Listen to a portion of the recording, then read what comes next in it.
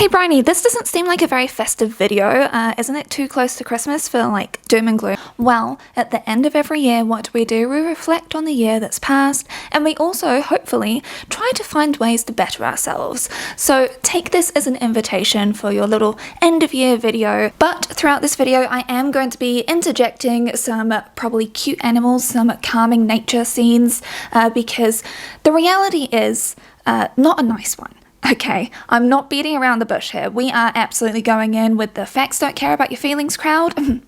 The first section especially is for you because I'm sorry, but the stats really will be speaking for themselves. This video is also a fundraiser for Women's Refuge here in Aotearoa. They have also helped to inform this video to make sure that I'm not providing incorrect advice to people. I've been as careful as possible because this is a very sensitive matter.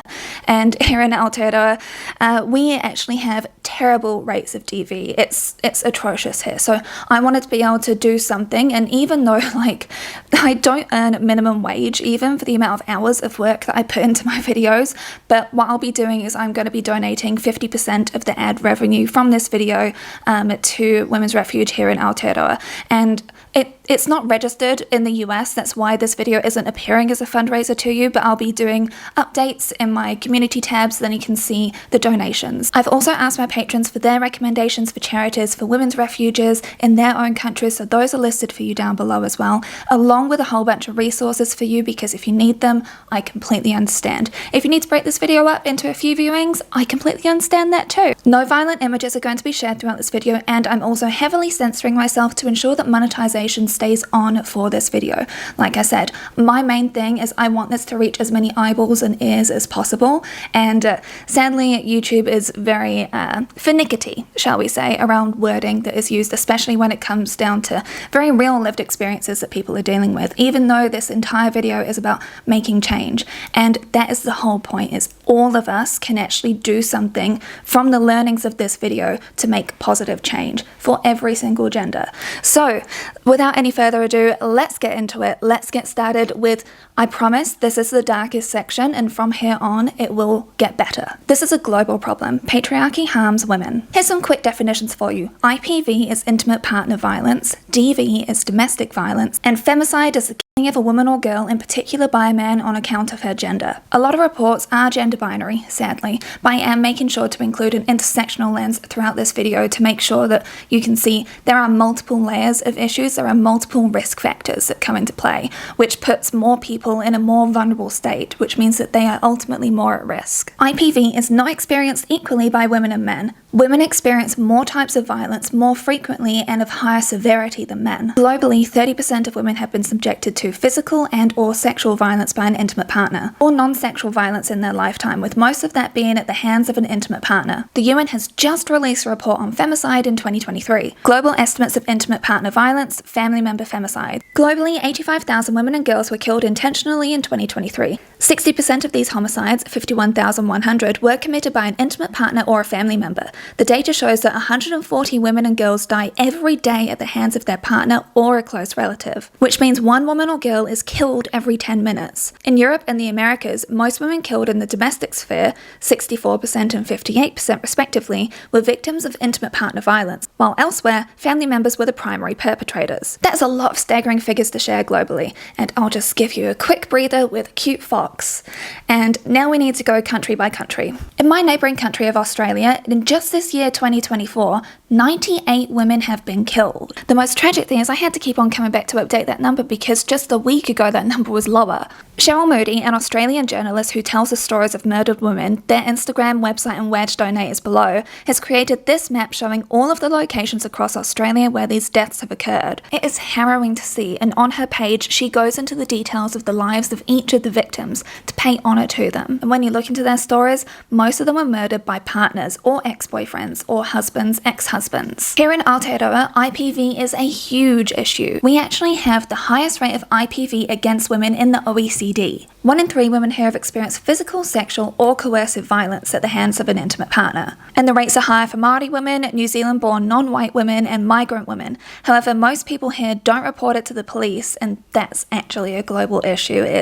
This is very underreported. So even me trying to get the statistics for this video, as in recent statistics that are newer than 5 5 years old has been incredibly hard to do. It's also because not much funding goes to this area, as we shall see. Women's Refuge, the organisation which this video is supporting, they've stats from people who have gone to them. From a sample of 3,500 people, 7 out of 10 were stopped from having relationships with their whānau, which is Māori word for family, and friends. 1 out of 3 were encouraged to hurt or kill themselves by the abuser. 42% of those with a protection order, their abuser had already breached that. That means that the victim had done the right thing, gone to the police, gotten a protection order in place, and nearly half of them, it had already been breached, as in this protection did basically nothing at all. And a brand new report has just come out about non-fatal strangulation and suffocation, NFSS, in New Zealand. Women's Refuge conducted 7,872 risk assessments of new clients aged 15 to 74 years between November 2022 and mid-2024. Nearly half, 45%, had experienced strangulation or suffocation. This was highest in the younger cohorts, aged 15 to 24 at 48% and 25 to 34, 50%, and reduced with increasing age. Here in Aotearoa, a criminal offence for NFSS was introduced in December 2018. However, most goes unreported, and just like many things associated with DV, it's incredibly hard to prove. England and Wales have recently introduced a new offence of non-fatal strangulation as part of domestic abuse legislation, which police appear to be actively using, but the law alone isn't enough to change the normalisation of this dangerous act. In Iran, you may remember the Women Life Freedom Uprising, which happened 2 years ago. This started after Mahsa Amini was arrested by the morality police for not wearing her hijab correctly. She died in hospital from, quote, suspicious circumstances, and we can fill in the gaps. Well, 2 years on, the war on women has only gotten worse in Iran, through an increasingly violent crackdown on those defying draconian compulsory veiling laws, and have intensified their use of the penalty to silence dissent. On the 11th of December this year, Parastu Amadi uploaded a 27-minute video of her imaginary concert performance where she wore her hair down in a sleeveless dress. She's been arrested for breaking modesty laws, and we don't know yet what's going to happen to her. I'm going to link the imaginary concert because she didn't perform to an audience for you to watch down below. It's really like... I don't know if you can watch it without getting chills. In India, a 31-year-old trainee doctor was murdered in hospital on the 9th of August this year in Kolkata, and it sparked protests. Her parents were initially told that she died of suicide until it was revealed that she was murdered via autopsy. Thousands of doctors marched demanding more protections, and this is not just a one-off issue. Reportedly, on average, 90 rapes were reported per day in 2022 in India, and the trial for who committed the murder hasn't actually begun yet, and it's likely that it was multiple people that did this to her. In the USA, where I know most of you are from, approximately 22% of US women have experienced intimate partner violence during their lifetime. Less than 40% of women actively seek help in domestic violence situations. Getting accurate and recent statistics from the US was incredibly hard to do. It's like there's not one combined database. A whole lot of websites have data from 5+ years ago, which was very frustrating. Women's Aid Annual Impact Report 2023 details 40,048 disclosures of domestic abuse against women and children. Abuse of women included emotional abuse, physical abuse, sexual abuse, and economic control, many combining to constitute coercive control, with an alarming increase in both physical violence, up 74%, and economic abuse, up 87% compared to the previous year. Plus, we do understand that under a Trump presidency, which I'm so sorry that you're going to be going under that again, oof. Aotearoa is lovely, I just gotta say. We've got issues, but not quite like you do. A lot of protections are at risk for women and the LGBTQIA+ community. With Roe v. Wade being overturned, that's had a significant impact on the people that are even able to get abortions. And this has likely led to people's deaths. However, as this ProPublica investigation shows, it's really hard to find out exactly what those figures are, but there has been a 7% increase in infant mortality since Roe v. Wade was overturned. And that doesn't feel like a coincidence because so many babies are made to go to term even though they shouldn't, for their own safety. In Canada, in 2020, 160 women and girls were killed by violence. 2021, 173 women were killed by violence. 2022, 184 women and girls were killed by violence. This is a concerning increase from the 148 women and girls killed by violence in 2019. The proportion of Indigenous female victims continued to be significantly higher than their representation in the population, which is 5%, with at least 1 in 5 victims, or 20%, being an Indigenous woman or girl. In the UK, the land that I was born in, the police recorded 1,500,369 domestic abuse-related incidents and crimes in England and Wales in the year ending March 2022. The number of domestic abuse-related crimes increased by 7.7% compared to the previous year.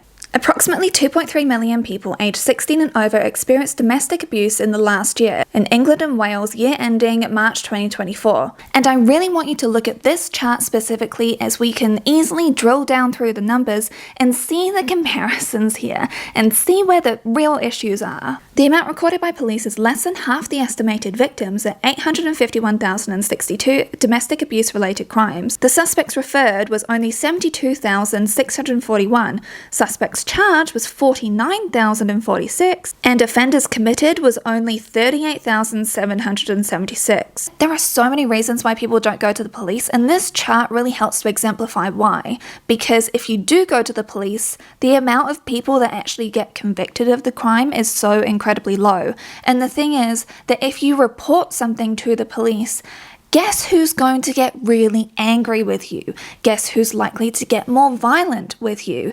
Like, when you're seeking help as a victim, that is the most dangerous time. Is leaving, is trying to do something about it. That is when the really dangerous stuff tragically happens. To get anywhere as a victim, you need to be financially independent. You have to have every single piece of evidence that you could possibly have with you, and make sure that evidence is solid enough to convince the most sexist, homophobic, transphobic kind of police officer that you may come across. And you need to have an incredibly good support system around you so that you're able to run away to somewhere, because this again is the most dangerous time. All of these are huge barriers to people, and we really do live in a victim blaming culture, so that it's not believe women when they say what's happened when they come forward. It's are you sure? Where's the proof? To come up against that when you've been experiencing trauma, when you've been manipulated to believe that you are constantly the one in the wrong, like, the system is not set up to make things easy for victims. In Germany, in 2023 alone, there were 360 femicides. That is nearly one every single day. DV rose during the pandemic in Germany, like it did elsewhere, but instead of the rates decreasing as the world, quote, got back to normal, the rates of DV is still increasing, and there is a lack of places for victims to be able to go to, and systemic sexist issues which keep making the problem worse. In Poland, it was incredibly hard to find accurate statistics at all. A study was commissioned by the government but never published. However, it leaked in 2020, revealing over 60% of women in Poland have been subject to DV. Over 10% of men believe there is no such thing as rape within marriage, and that when it comes to sex, wives should always agree to what their husband wants.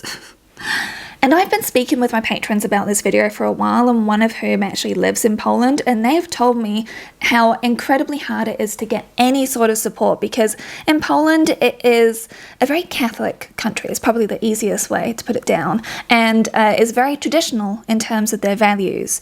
And I don't mean traditional values as in like a wholesome kind of way. I more mean in a patriarchy is the only way kind of way. This carries with it a victim blaming culture. In Bulgaria, as one of my patrons informed me, they don't have official statistics here. Instead, they rely on feminist organisations to keep track of the news. Apparently, 18 women have been this year, and when I was writing this morning, this article from DW had just come out 2 hours before. According to this recent study from January 2024, 4 out of 10 people in Bulgaria know someone who is a victim of domestic violence. 18% of Bulgarians say there are cases in which domestic violence is deserved. According to 13%, slapping does not constitute domestic violence. Nearly half of Bulgarians, 48%, claim that family problems should be resolved only within the family. There is a difference between the opinions of men and women. Men are more likely to support this statement, while a larger share of women disagree. And again, this is why I keep on pointing out the systemic and cultural issues here. And as that same patron told me, you can't go to the police or the doctor because nobody believes you. That's the thing. There is just this complete lack of belief, doubt, and it's like, well, you must have done something to make him angry. It's obviously your fault. Women with a disability in Australia are twice as likely to have experienced sexual violence over their lifetime than women without disabilities. The type of disability can intersect with gender and different forms of violence. For example, 1 in 2 women with psychological and/or cognitive impairment have experienced sexual violence. I'm sharing all of these stats and bringing up data from the countries which are most popular amongst my subscribers to make sure that people can see this systemic issues here to make sure that people can see the social norms that are in place, so you can see the attitudes that people hold towards women and see just how common violence towards women is. But not only that, but the laws aren't even really there to protect them. And even if the law is there, the people that even get convicted of the crimes that they've done is so ridiculously low, it just puts the victim at more risk. When you live in a sexist society which not only pays women less but also has a blasé attitude about domestic violence, thinking that you should just handle it at home, all of this creates this attitude of complacency, even this attitude of contempt towards women. And worse, in some of these countries there aren't even places for victims to be able to go to, so you are literally stuck with your abuser. Whew, okay, that was a lot. Here's a little video of Pixie as a bit of a palate cleanser before we get on to the multiple layers of things and discuss the different types of abuse. Like I said, I promise this section is the heaviest section. The issue is that all of the statistics I've just given you, they're about physical abuse. However, most abuse isn't actually physical. It comes in all different types of forms. There's threats of violence, so without even laying a finger on the victim themselves, you can still intimidate them with violence. Say, breaking a piece of furniture, taking a picture of that and sending that to them. Punching a wall, so you physically intimidate them by showing the amount of power that you have and helping them visualize that could very well be your head. There's emotional abuse, which endeavours to emotionally injure a person by making them feel unloved, afraid, or inadequate. There's a specific subsection of this, which one of you wanted me to talk about, which is threatening suicide. Say that the victim wants to leave, but the abuser threatens that they're going to hurt themselves or themselves if you do. If you've witnessed someone doing this or are living through it yourself, there is a website called Love is Respect, which I've got linked for you down below, which has an entire guide to help you work through this. Now, no matter how bad somebody is feeling, I'm saying this as someone who has dealt with very severe depression, that never gives someone the excuse to use that as a weapon over somebody else. That's never an excuse to say, if you leave me, I'll do this. That is never an excuse. There's also psychological abuse. Now, while emotional abuse aims to make a person feel bad, psychological abuse endeavours to disrupt their thinking, perhaps even altering their sense of reality, such as gaslighting and denying abuse ever occurred. And this is another reason why I get so particular about therapy terms, because it's very specific. There's which includes SA and reproductive coercion, which, if you don't know, is forcing someone to have children when they don't want to, such as poking holes in condoms or replacing someone's birth control pills with a placebo. There's financial abuse, such as encouraging a victim to become a stay-at-home parent. Like, you've just got so much else to do now. You really need to focus your energy on raising the kids and being a good wife to me. And then they can use that weak financial position to exploit them financially. Or if the victim is working, they could be stealing their money. They can make sure that all of the money goes into their own bank account and call it it's our money, as opposed to this person having anything to be able to save for themselves, say if they need to get out. This makes them completely financially dependent on their abuser. There's technological abuse, like revenge, online stalking, and also cyberbullying. And finally, it can be abuse towards those that the victim cares about, say using someone's children or even hurting someone's pet. All of these are all the different forms of abuse which do not involve laying a finger even on the victim, but all of these do significant damage to the victim. And all of this is why it's so hard to get statistics for people that are in abusive relationships, because how are you meant to get solid proof of any of these things? If you do recognize any of those things that I listed before, like I said, don't worry, there are resources in the description box, and as we get later on in the video, I am getting to action points. I am getting to things that we can do to make these changes that we need. And most specifically, I really want you to listen to me when I say this. It is not your fault that you are being abused. None of this is okay to endure, and you shouldn't have to endure it. And we need to talk about the elephant in the room, which is the fact that nobody wants to acknowledge this or talk about this because it's seen as airing dirty laundry in public. It gets labelled as gossiping. It gets labelled as women meddling in other people's relationships, when the reality is that you are concerned about a friend who is hurt or who is hurting or who is suddenly withdrawn themselves. There is this hideous want to protect the family reputation by not bringing shame on the family by having normally a daughter who is being abused by their partner, because somehow that brings shame on her and the family as opposed to the abuser. This shame and secrecy just keeps these patterns ongoing and means that suffering continues behind closed doors and keeps on getting passed down intergenerationally until people finally break the cycle. Bell Hooks writes in The Will to Change, "The truth women carry that cannot be spoken, the answer is simple and chilling. Girls, women, and also young boys all share this in common. None may speak the truth about men. One of the truths that cannot be spoken is the daily violence enacted by men of all classes, races, and other violence of emotional abuse." I did mention earlier that there are extra risk factors, and I want you to think of these as multiple layers on top. Disability. So people with disabilities are at higher risk of being in an abusive relationship, not only by intimate partners, but by other people in their lives, and I have spoken about this in this video here. Here in Aotearoa, a 2019 study showed women with at least one disability reported lifetime prevalence rates of 40.3% for physical IPV, 16.9% for sexual IPV, 60.3% for psychological IPV, 31.7% for controlling behaviours, and 24.7% for economic IPV. Low earnings or living in poverty. The lower the income, the higher the prevalence of domestic violence. And this correlates directly with systemic racism, which has kept BIPOC people earning less than their white counterparts. So you will find that BIPOC women are more likely to be victims of IPV. Thus, for those trapped in cycles of abuse and poverty, the decision to leave an abusive partner is not simply a matter of willpower, but it's fraught with economic obstacles. And there's transphobia, biphobia, and homophobia. IPV and sex abuse may be even more prevalent amongst transgender and non-binary survivors than among their LGBTQ+ peers. Approximately 22.5% of trans women, 22.4% of non-binary women, and 19.2% of trans men reported sexual abuse to the hotline in 2023, which is higher than the average of 14.2% of LGBTQ+ survivors. And members of the LGBTQIA+ community may have even more risks by going to the police because police are sadly not very inclusive, to put it mildly. And they may be denied assistance to domestic violence services. Congratulations everybody, you made it through the heaviest section. Let's have a look at some cute videos, go to an ad break, and then we're going to get on to the next section. You know what your problem is? You've just got bad taste in men. I mean, clearly from all of the stats that I've showed, those were all committed by utter monsters. Women were just too stupid to not see, like, they obviously had these fangs, glowing red eyes, super sharp, horrible claws. They were basically like this character at the end of every Buffy episode. You have fruit punch mouth.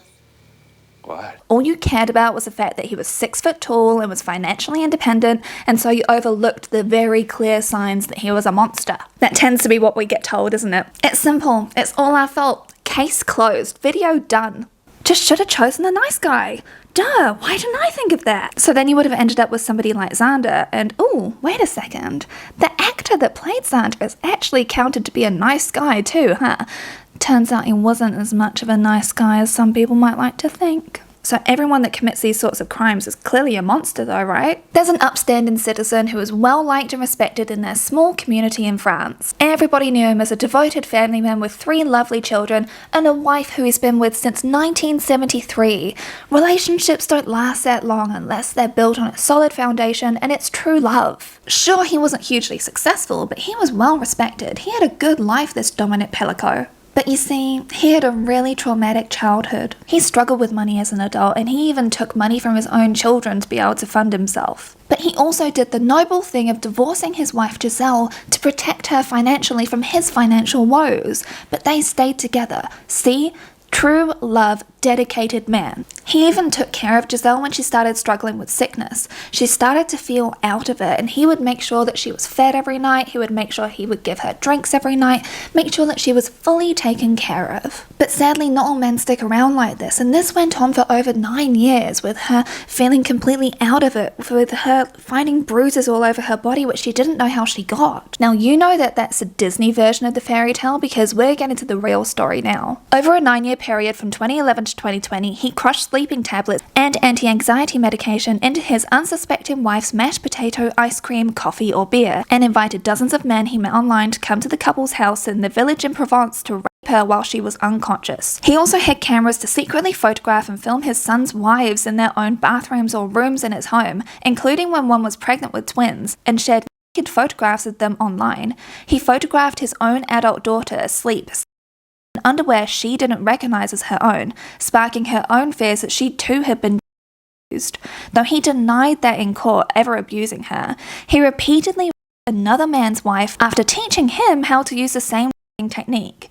He had proposed teaching several other men how to fuck their own girlfriends or wives, and even one man's mother, suggesting he could rape them too. Such a nice guy. Well, I do have some good news, or some justice at least, because literally as of today, all 51 of the men, including Dominique Pelicot, have been found guilty. The one good thing he did was taking down all of the other men with him. You may have noticed the same thing as me, which is how this has been reported in the press is you recognize Gisèle's face like this, right? However, do you recognize Dominique's face? Because I'm sure you probably don't recognize him all that well, huh? And that's why I've made a point to make sure that you see the person that actually did all of this. You see how average looking he is. You see how normal and nice of a guy he actually is, rather than making sure that the victim's face is absolutely everywhere. I wish that there was a way that I could find all the photos of all of the 50 other men. It makes me so angry. My blood was just boiling. Who did all of these abhorrent things to her knowingly. I wish that there was a way for us to splash their faces everywhere in the same way where Gisèle's face has been splashed everywhere, because she should and is, in my mind, heralded as a hero. However, why do we know her face? Why is her life? She is forever going to be known for this, but why aren't the guys that did this? Oh, is it that same old excuse of, they've got promising futures. Oh, they've got other family members. They've got wives. They've got families. They've got children. Oh, we have to think about them like that, huh? As opposed to the fact that she's got children that have been subjected to this? Huh. Why are we still trying to protect these guys? Well, let's have a look at another nice guy, Thomas. He was a successful entrepreneur with 2 beautiful daughters and a wife called Christina Joksimovic. Their family lived in a large home with picturesque views over Basel in Switzerland. She was even a former Miss Switzerland. You hit the jackpot there, dude, lucky guy. Her Instagram was of their picture-perfect life. But as you may be recognizing, all of that's a bit of a fairy tale, because behind closed doors, Thomas was quite different. A former partner alleged he once grabbed the beauty queen by the neck and slammed her head into a wall. Thomas did admit to murdering her when her body was found the day afterwards. However, he tried to say that it was self-defense because she was coming at him with a knife. But there was no evidence of self-defense, and her cause of death was strangulation. And what happened to her body afterwards, I'm not actually going to detail because it is very graphic and disturbing, and I'm sure that you've come across the news stories about it, and I'm sure that you know about it, but I find it just too horrific. But what we do need to note is that Thomas showed a noticeably high level of criminal energy, lack of empathy, and cold-bloodedness after killing his wife, and trying to cover it up, prosecutors said. I have looked, and I've tried to find the sentence that he's gotten, and I haven't been able to find it. If you do know, please tell me, because I also really worry about their kids. Like, my God. These incidents, and honestly a whole lot more, that made me want to work on a video, that made me want to do something rather than just floundering in this hopelessness. And that's exactly why you're watching the video that you are today. Now, controversial take, what we should be doing more, except in cases of terrorism where people are up a school and writing manifestos and stuff, but when it comes to intimate partner violence, we should be digging into the men more. We should be finding out more about them and having their faces plastered everywhere, so you can see that they aren't some remarkable, monstrous type of guy. They're just some average Joe that did all of this.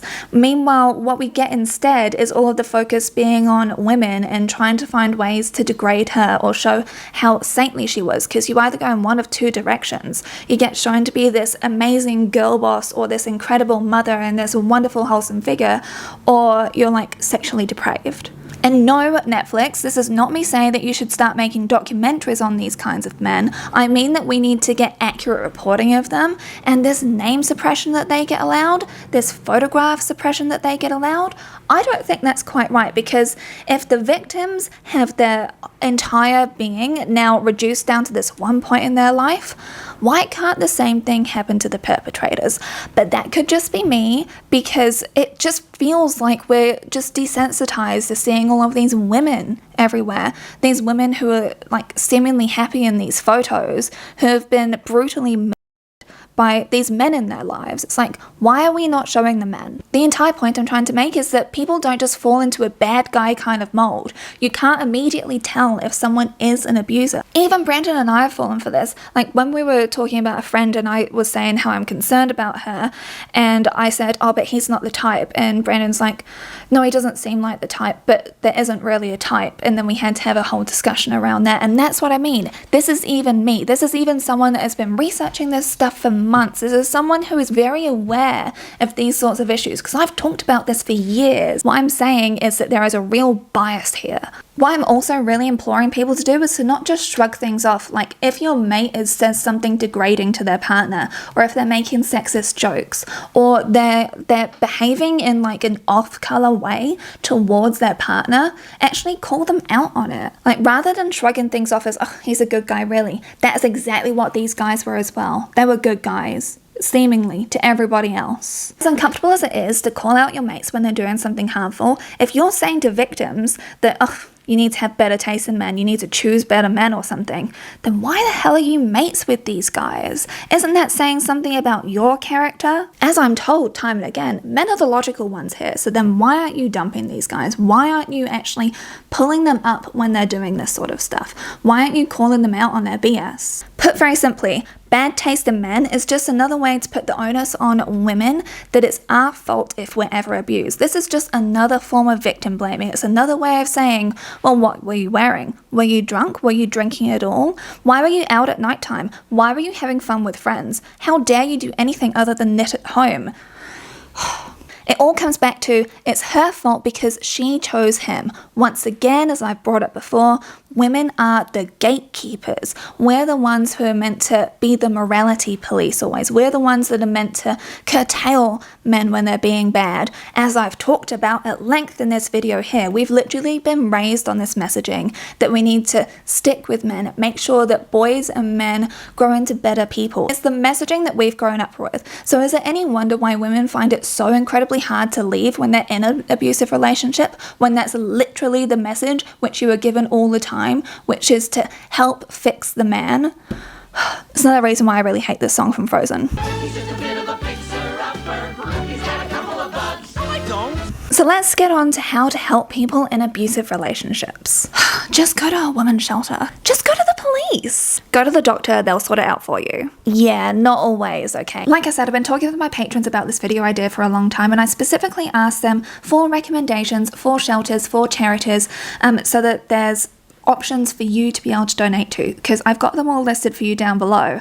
However, sadly, that doesn't exist in all countries. So instead, these countries without any government support, they've had to set up grassroots ways to be able to help each other out. One of my patrons lives in Poland, and she shared this really good slogan with me: if my country doesn't protect me, my sisters will defend me, which is related to the umbrella protest which started in 2016 when the government wanted to outlaw all abortions. Unfortunately, all of the onus is on the victim to prove that they have been abused in many different ways, and preferably even physical abuse. But even then, people don't believe them when they come forward. Like, look how Rihanna even got treated. Chris Brown has still got a thriving career, doesn't he? And even more recently with Megan Thee Stallion, who got shot in the foot and then is being absolutely harassed. It's just, if these powerful superstars aren't being believed, what hope in hell is there for everybody else? The other thing that victims of abuse hear all the time is, just leave.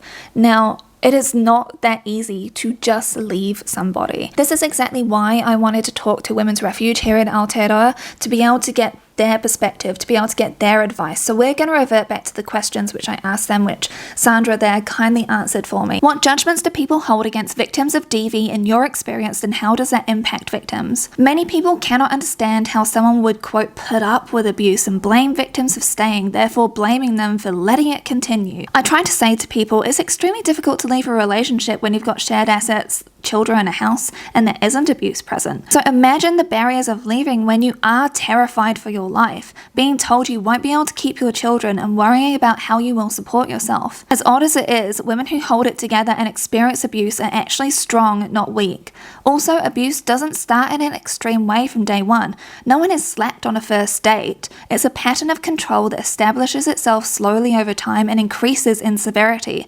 The victim is made to question their own feelings, thoughts, and view of of events as well. By the time the abuse is physical, it's very hard to leave. What's the biggest thing you wish people would do for their friends or family members if they suspect they're in an abusive relationship? To not judge, blame the victim, not say just leave. It can take a victim a long time and many attempts to leave, on average 7 attempts. The person still needs your support whether they choose to leave or not, even if it's practical support. We have many women who have been cut off by friends and family for staying, which makes them even more dependent on their abuser. Even if you can just make one day better by being there to listen or helping out with the kids, it may make all the difference for that person. I would also tell people to realize that the most dangerous time for a woman in an abusive relationship is when they try to leave.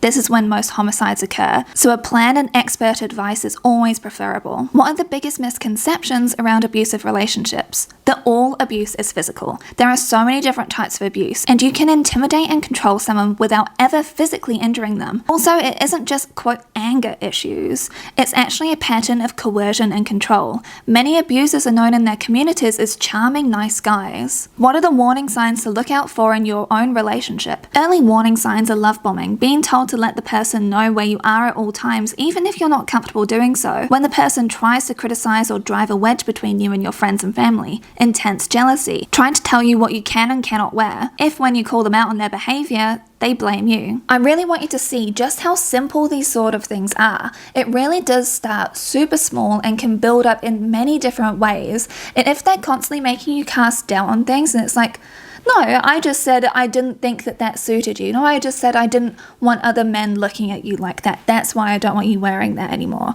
No, I just like to know where you are at all times for your own safety. You know, there's all sorts of ways that things can be phrased to soften the blow of the abuse and kind of make you doubt if there's been any alarm bells ringing in your head. Love bombing, as is also used in cults, is incredibly effective on people who have got low self-esteem or they don't have a good support network around them. They're suffering from depression or something.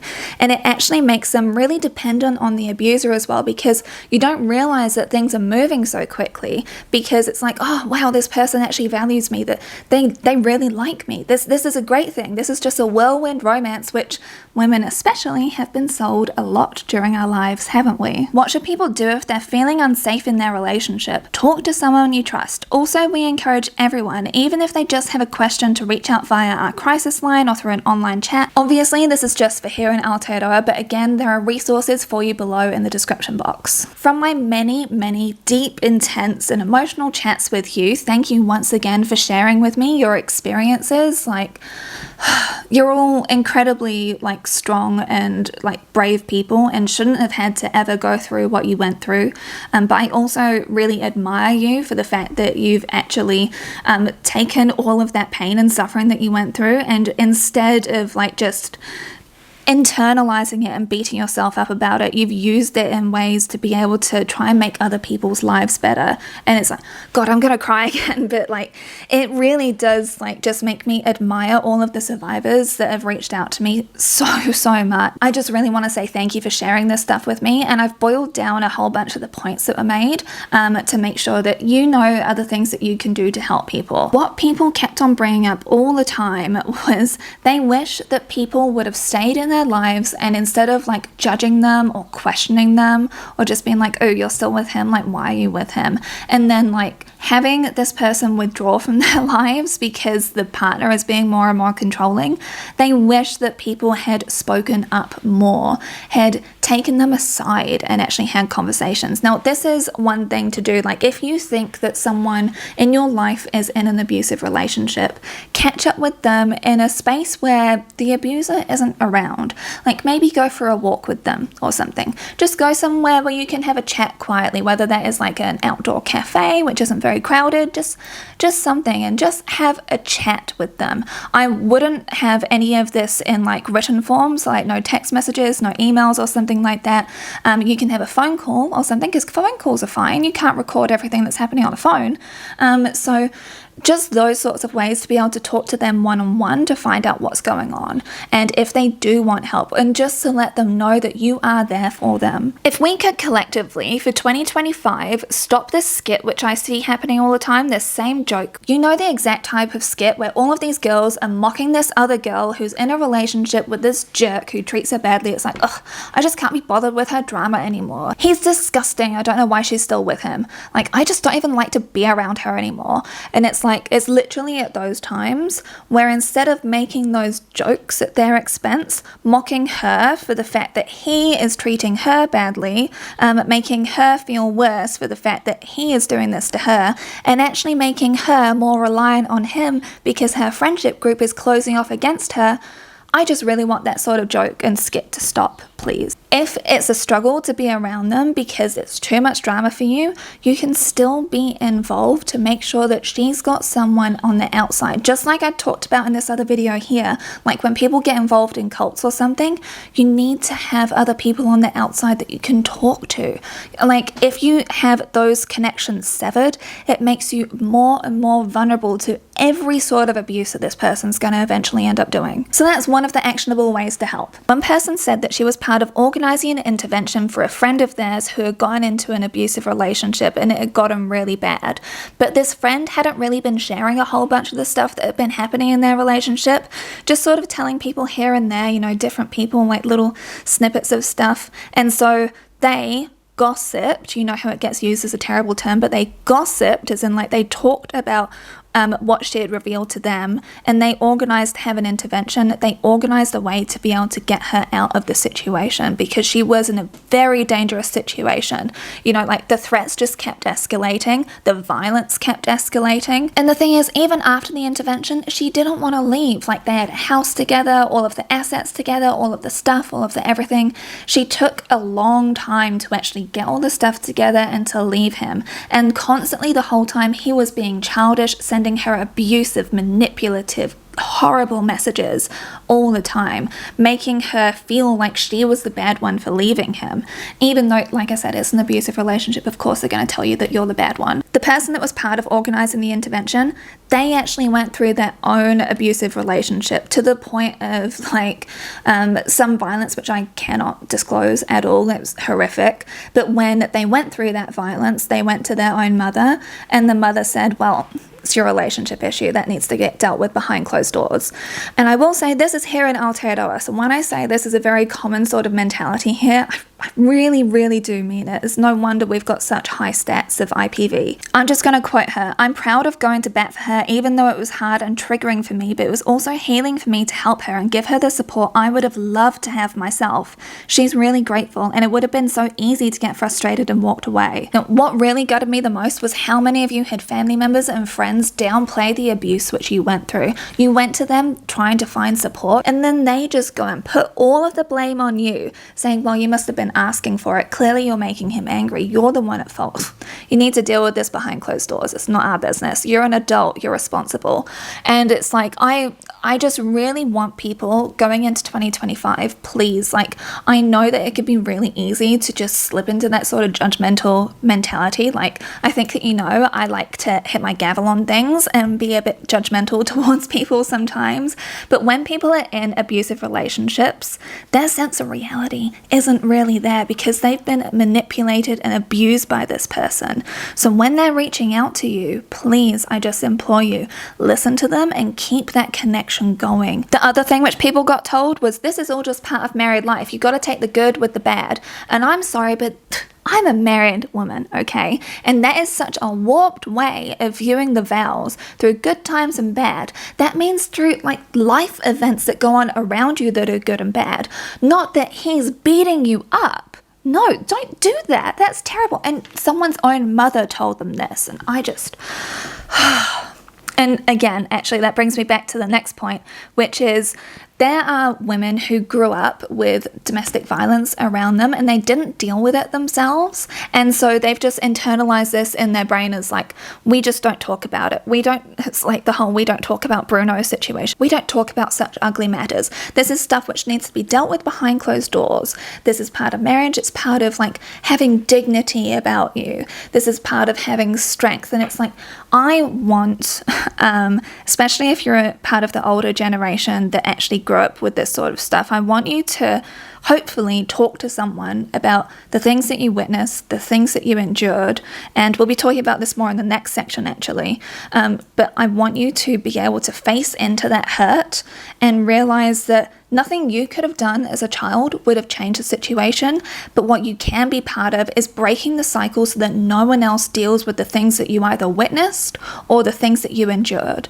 because no one should have to keep that cycle going. There was one thing which came up from a lot of you when I asked what was a thing that made you leave, and so many of you were saying this rock bottom point that you hit, like this absolute dire moment where you knew that if you stayed, you weren't going to be around anymore. This thing inside which they call primal survival, where you know, even as you're literally beaten, bloody and broken on the floor, you know, I've got to get out. I'm sorry I bring up Buffy all the time, but it makes me think of this scene in Buffy.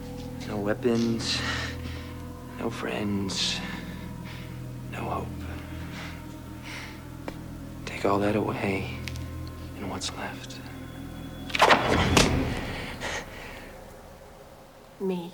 Patriarchy hurts you too, bro, and it hurts you more than you will ever want to admit. You're raised in it, these rigid set of expectations which mean that you can only live in this tiny little box of acceptability, and you're constantly in a state of fear of stepping outside of that box because you'll be shamed and humiliated, just like you were as a child. The first act of violence that patriarchy demands of males is not violence towards women. Instead, patriarchy demands of all males that they engage in excessive psychic self-mutilation, that they kill off the emotional parts of themselves. If an individual is not successful in emotionally crippling himself, he can count on patriarchal men and boys to enact rituals of power that will. Feminist movement provides information to challenge this psychic slaughter. Bell Hooks, The Will to Change. I'm telling you, you gotta read that book. Fellas, you can probably recall the first time in your life that you had this sort of shaming, this sort of humiliation ritual done to you. This is how you're taught as boys, and then people all group together with the same mindset, and then you start moving on to the other weaker boys that are doing the same thing, that are doing things that they enjoy, but they don't fit into that tiny little box of acceptable masculinity, do they? This is how you're taught that you should act, the sort of hobbies that you're allowed to enjoy, the sort of emotions that you're allowed to feel. Anger is the only one of them. Definitely not love. This even determines the kind of career that you can aim for, and heck, let's get even more trivial. It determines the kind of alcoholic beverage you're even allowed to enjoy. Like, do you remember in the 2000s, like, think like shows like How I Met Your Mother, how Marshall really wanted to have like the nice fruity drinks because he really enjoyed the way they tasted? No. Oh, poor me. I get to order yummy pink drinks with chunks of real fruit that guys secretly like but can't order because they'll be made fun of. Dude. They're delicious. Oh my God, freedom has never tasted so delicious. You know, I saw you drink and I thought... No, this isn't my drink. This is hers. No, it isn't. You are meant to only have beer or whiskey or just like some sort of dark liquor. That's the only thing that men are allowed to do. You're not allowed to express anything that could be considered to be feminine because homophobia runs really deep when it comes to patriarchal masculinity. I've talked about femphobia in the past, and these books, which I'm diving into, they go into it far deeper. If they are very lucky, they're able to remain connected to their inner selves before they enter the patriarchal school system, where rigid sex rules will be enforced by peers as rigorously as if they are in an adult male prison. Those who live in anti-patriarchal homes learn early to lead a double life at home, so they can feel and express, but outside the home they must conform to the role of the patriarchal boys. Patriarchal boys, like their adult counterparts, know the rules. They know they must not express feelings with the exception of anger, that they must not do anything considered feminine. A national survey of adolescent males revealed their passive acceptance of patriarchal masculinity. Researchers found that boys agreed that to be truly manly, they must command respect, be tough, not talk about problems, and dominate females. Every day across this country, boys consume mass media images that send them one message about how to deal with emotions, and that message is act out. Usually acting out means aggression, direct outward kicking, screaming, and hitting to get attention. This really makes me reflect on this other book which I was recommended to read, again from the organisation which I reached out to, who kindly answered some other questions which we'll be getting to in a bit. This is called She Is Not Your Rehab by Matt Brown and his wife Sarah Brown. In this book he speaks of his experience growing up here in Aotearoa. His parents were immigrants from Samoa and they came here to have a better life. However, his mother suffered extreme physical and emotional abuse at the hands of his father constantly. Like, it does get quite graphic in the book and it's peppered throughout the book, so just a heads up before you read it.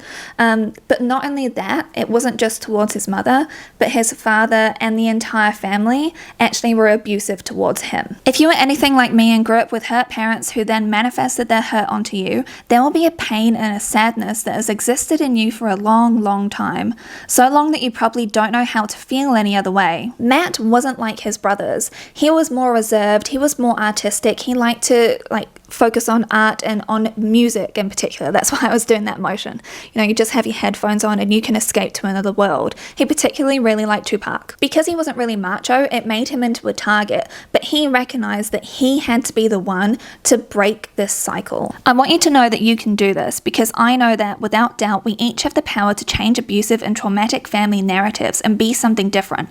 We can be more than we ever received. Vulnerability can often be mistaken for weakness, but I can assure you there is nothing weak about a man who has the courage to own his own baggage and begin to address a way of living that currently is not only hurting those directly around him, but is destroying him from the inside out too. Unless people are vulnerable, you're never going to be seen for who you truly are. And these walls that men are taught to build around themselves, this pride, this ego, where if anyone says something honestly like an honest observation, it gets seen as being this criticism, and then you'll get snapped back to being this child who is dealing with all of this humiliation and shame, because once again, that is how patriarchy gets taught to boys, is through humiliation and shame. So any sort of critique will absolutely come across as an attack. And so that's why, at least from what I've read from these two books and from everything else that I've read, is why men can be a lot more reactionary when you get called out about something, rather than seeing this as an invitation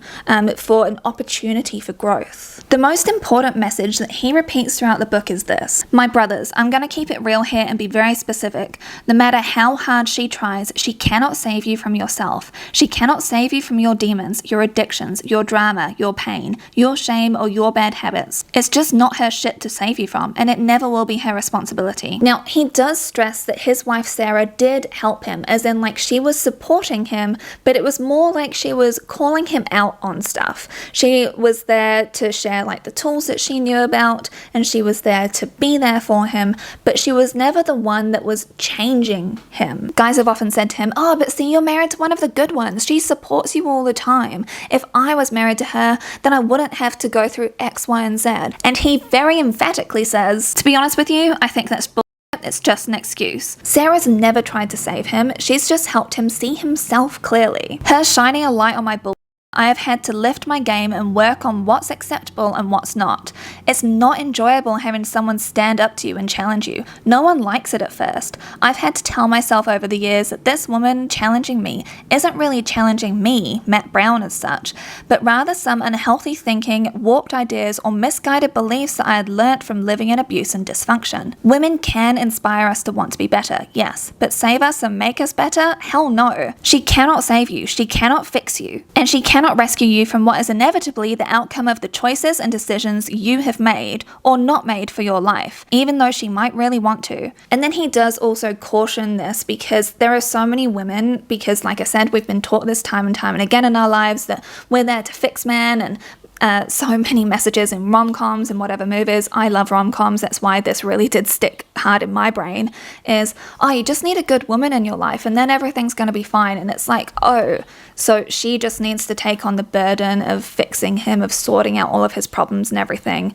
No, that's absolutely not how it should be. Yes, she can hold up a mirror, she can hold you accountable for stuff, but it's ultimately up to you to do the growth yourself. And Matt does share stories of women who have tried their best to do everything in their power to make their man's life easier, to make sure that he had every tool. She removed every barrier. She's done every single sacrifice.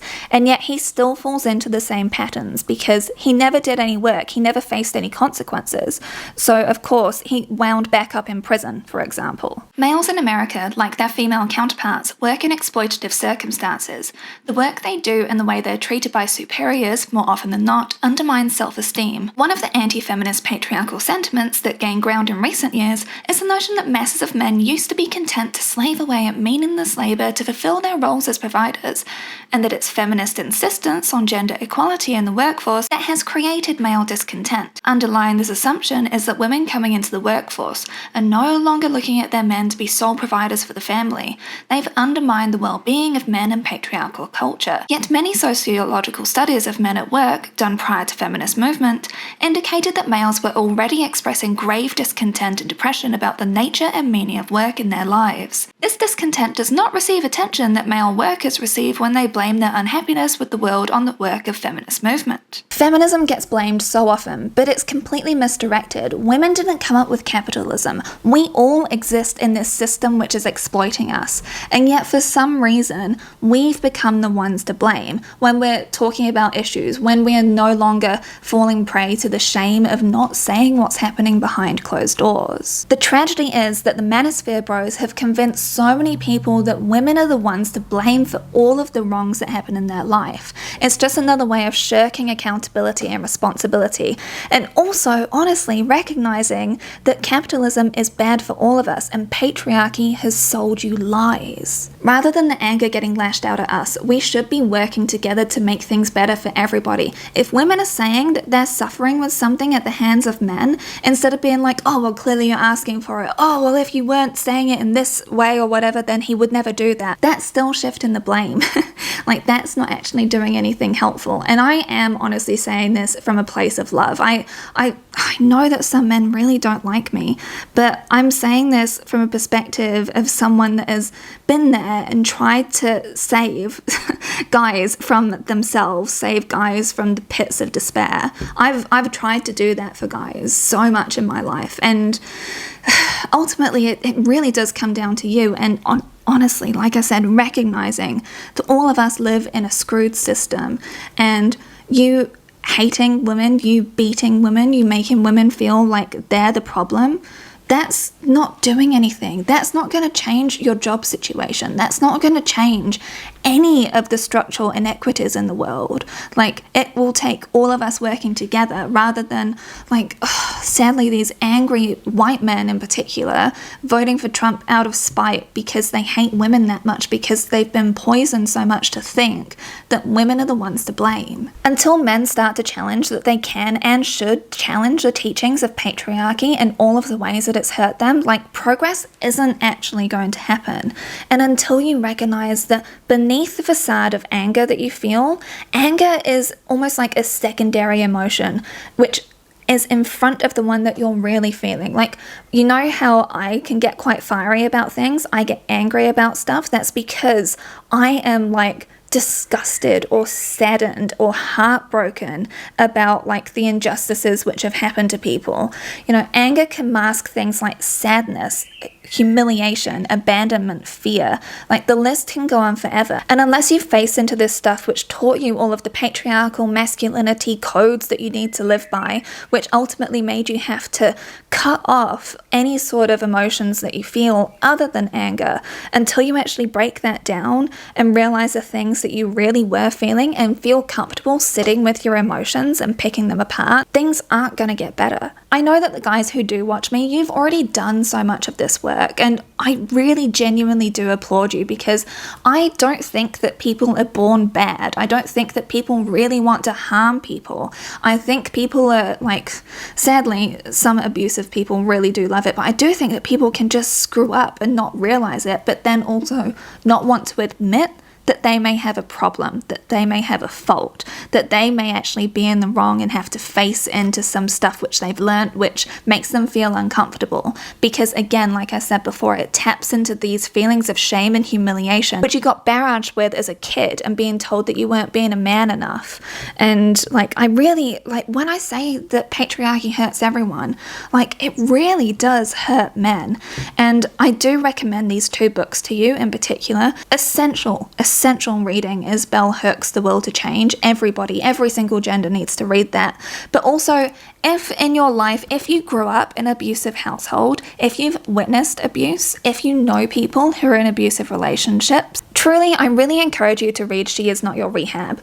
Now, I will have to say that it does fall more into a gender binary, and it is very traditional with the things that he's talking about when it comes to women, the mothers of your children, and it comes down to men, you want to be good role models for your children. It comes back to that sometimes, which I don't really like, because you shouldn't have to have children to be able to, like, make positive change in the world, you know, and that doesn't mean that you're more or less of a worthy person if you do or don't have kids. And he also talks about the 5 love languages, but the 5 love languages have been debunked.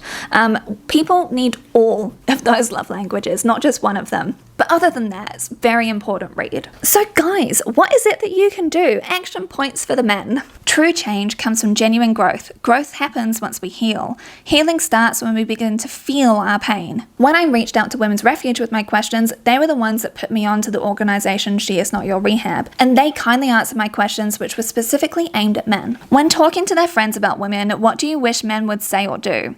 We encourage men to start being respectful and compassionate when discussing women with their friends. It's about challenging harmful narratives and normalizing conversations around respect and equality. Men should speak about women in ways that honor their humanity, not objectify or diminish them.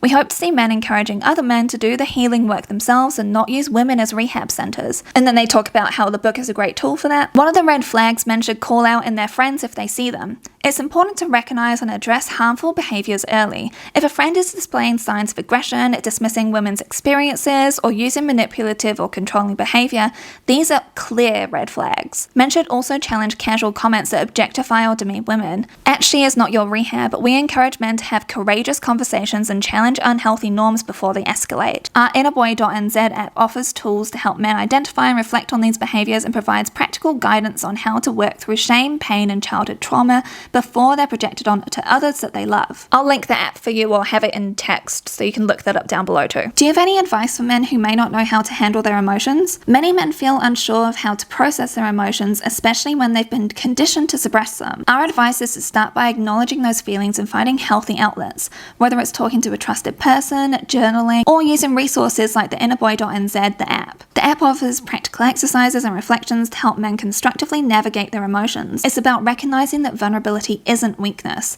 It's the first step towards healing and becoming more emotionally aware. So what can we all do? Let's boil down the lessons that we've learned in this probably giant video. Don't be complicit in abuse. If you see something happening in your friendship group, if you see something happening between a friend and a partner, address it. Don't address it in front of the partner, because that could put them more at risk and mean that they also cut you out of their life, which means that the victim becomes more at risk. Like I said before, talk to them one-on-one in a setting where he or she or whoever isn't around.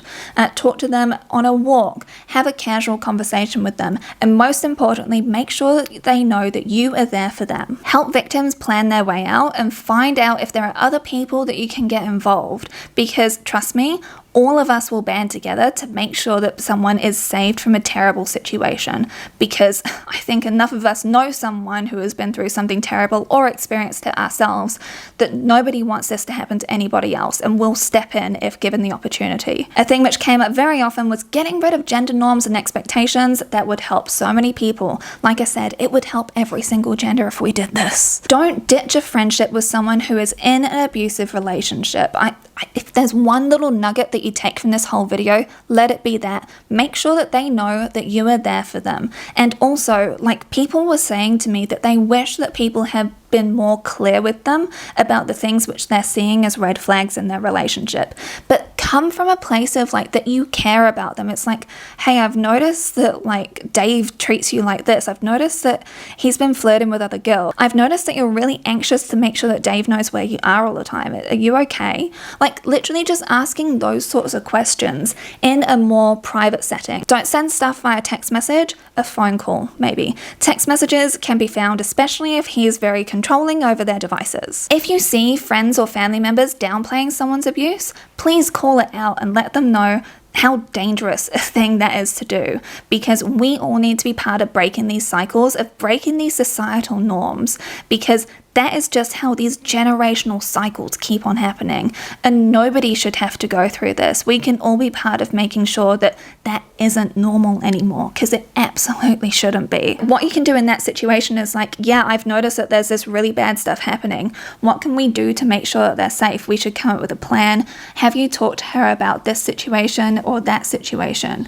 You know, rather than like belittling this, like make sure that people take the situation seriously. I really want you to know that you shouldn't feel unsafe in a relationship. If at any point in a relationship you're feeling unsafe, it's worthwhile having a chat to someone that you trust. And if you do think that you're dealing with abuse, like I said, I've got those resources listed for you down below. Reach out to people. Honestly, it is the best thing that you can do to ask someone if you are feeling unsafe.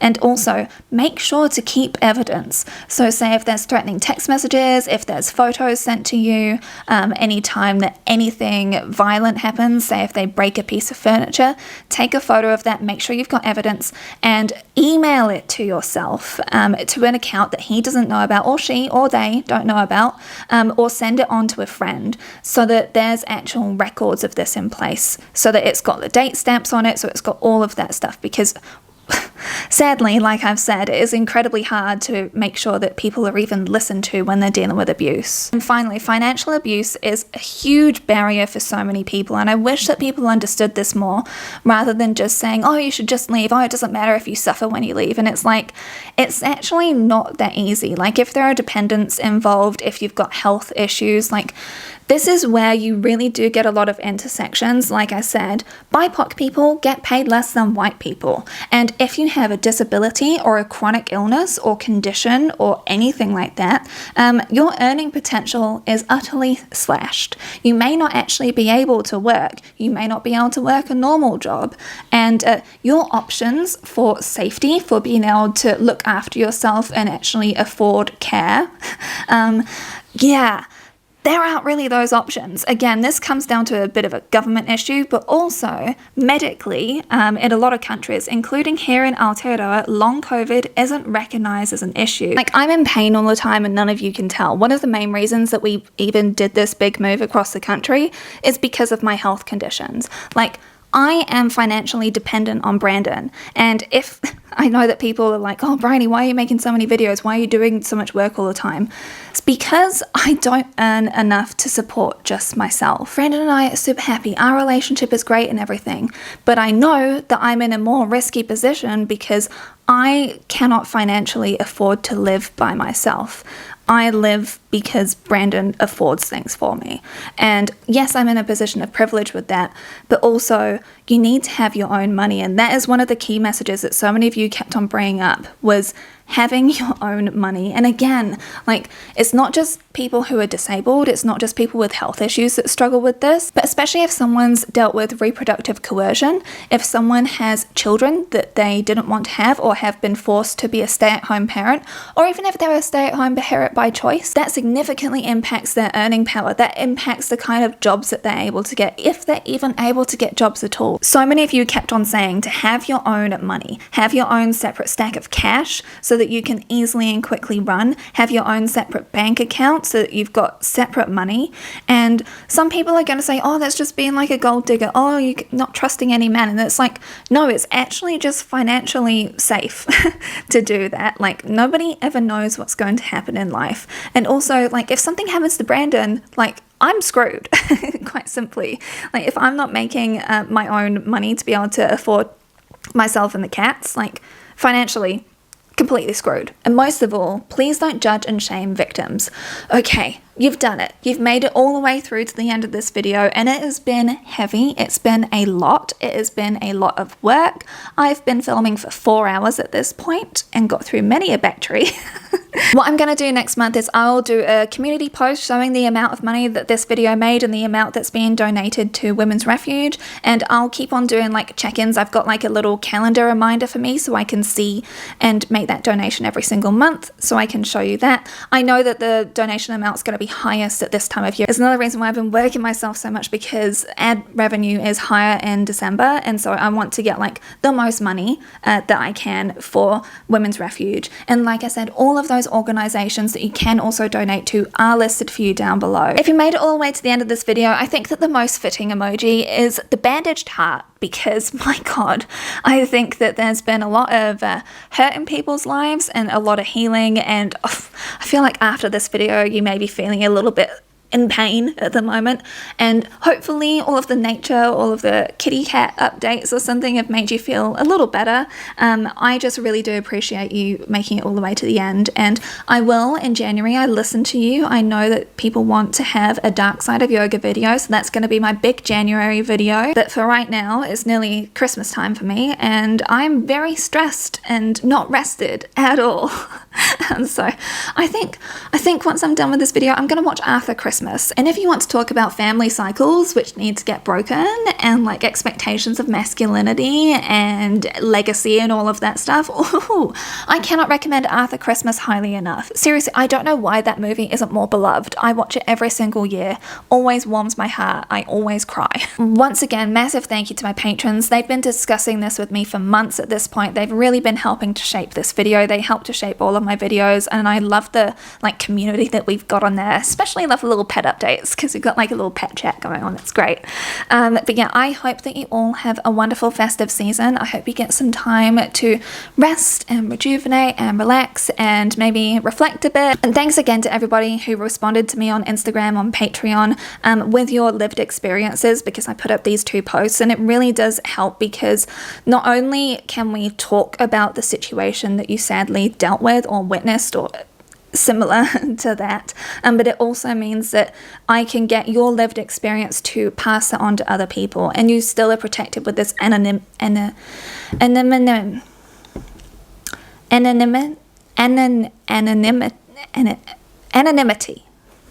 Gotcha. Because I don't want people to have to put themselves in a vulnerable position, but I'm just an opinionated woman on the internet. People are going to hate me regardless, but at least that sort of positive messaging gets out to people. So thank you. Thanks again to all of my patrons, and an extra special thank you to all of my Trash Panda enablers. Alyssa Pisani, Birgit, Carrie Quake, Danielle, Jam, Laura Bell, Megan Connolly, Mila Gauthier, Stella Sapiente, Tammy Poitras, Tim Long, and Tonya Banier. Officially signing off, and I'm gonna go have a nap because I need one. Okay. Bye everyone.